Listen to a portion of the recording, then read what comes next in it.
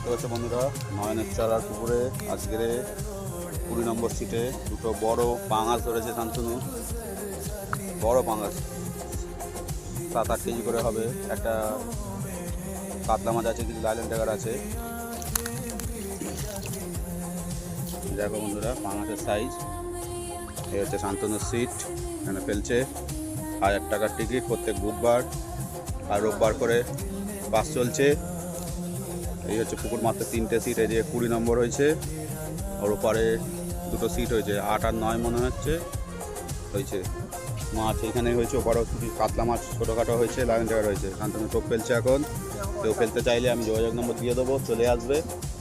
মাছ আছে, মাছ খায়। এখন শীতকাল যেহেতু মাছটা সব পুকুরে কম খাচ্ছে, তাই একটু বুঝে শুনে আসবে।